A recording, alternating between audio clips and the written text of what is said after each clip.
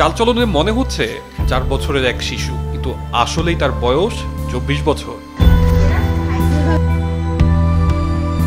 কাজকর্ম চলাফেরায় বোঝার উপায় নেই সাথীর বয়স আসলেই 24। ছোট বোনের ছেলেদের সাথে সারাদিন খেলাধুলায় দিন কাটে তার। এখনো জীবন সম্পর্কে তার কোনো ধারণা নেই। খেলাধুলা, খাওয়া, ঘুমানো আর অতি প্রয়োজনীয় কিছু ভাবনার মধ্যেই কেটে গিয়েছে তার 24টি বছর। কি করতেছো তুমি? তোমার সাজতে ভালো লাগে? তুমি কি কি সাজতে পারো? লিপস্টিক লাগাতে পারো? চুল আঁচড়াতে পারো? আর কি কি পারো? ডিম খেতে পারো? ডিম ছাড়া আর কি খাইতে ভালো লাগে তোমার? বাবা রিক্সা চালক, মা অন্যের বাড়িতে কাজ করে। একমাত্র ছোট বোনের কয়েক বছর হলো বিয়ে হয়েছে। সেই বোন থাকে আরেক জায়গায়। তার রয়েছে 3টি সন্তান। বোনের 3 সন্তানই এখন সাথীর বিশ্বস্ত খেলার সাথী। আর বয়স এই 25 চলে। আমরা বুঝতে পারি না যে ও প্রতিবন্ধী হবে। এখনো তো ভালো করে কথা বলতে পারে না, একটু বাইজে পড়ে। যখন পেটে ছিল তখন আমি 8 মাস পেটের বয়স, আমি ডেরেঙ্গে পড়ে গেছিলাম। পড়ে যাওয়ার পরে আমি আর বুঝি নাই, না বোঝার পরে ও হয়েছে।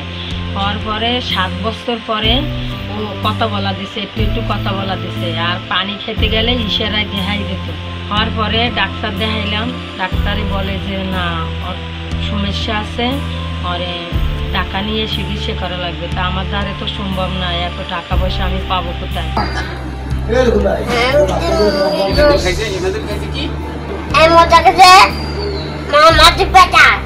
বাগেরহাট পৌর এলাকার 4 নম্বর ওয়ার্ডের কবরখানা রোডের একটি জীর্ণশীর্ণ ভাড়া বাড়িতে সাথী বাবা মার সাথে বসবাস করে। মাসে 1500 টাকা দিতে হয় ঘর ভাড়া। এরপরও ভরণ পোষণ সাথে রয়েছে সাথীর চিকিৎসা খরচ। আমি দেখেছি যে ওরা খুব অসহায় অবস্থায় জীবনযাপন করছে। ওদের নিজের কোনো বসত নাই থাকার জন্য, একটা ভাড়ার বাসায় থাকে। তা ওদের জন্য খুব টাফ হয়ে যায় ঘর ভাড়া দিয়ে থাকা। সরকারি এবং বেসরকারি সংস্থাগুলো এদের পাশে একটু দাঁড়ায়, তাহলে এদের যদি একটা স্থান করে দেয়, মাথা গোঁজার ঠাঁই হবে এবং এদের খাদ্য, চিকিৎসা এবং বাসস্থানের যদি ব্যবস্থা করে দেয়, তাহলে এদের জন্য খুব উপকার হয়।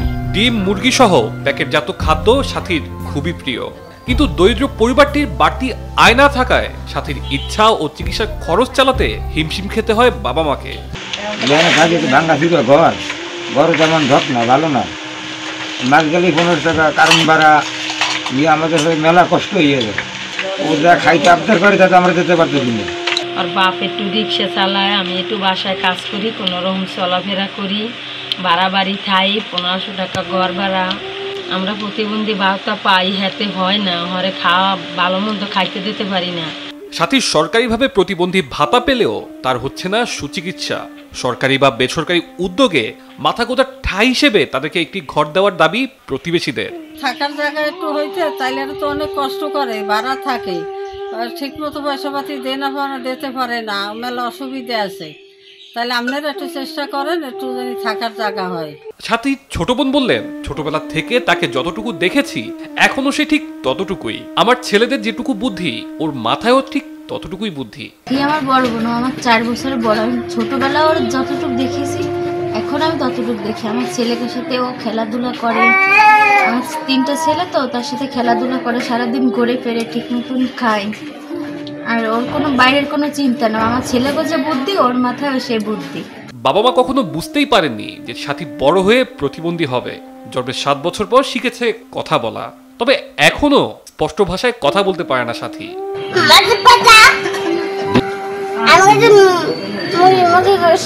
এই অসহায় দুস্থ পরিবারটির পাশে সরকারি বেসরকারি প্রতিষ্ঠান সাহায্যের হাত বাড়িয়ে দেবে, এমনটাই প্রত্যাশা সবার। তানজিলুর রহমান তুষার, বৈশাখী সংবাদ।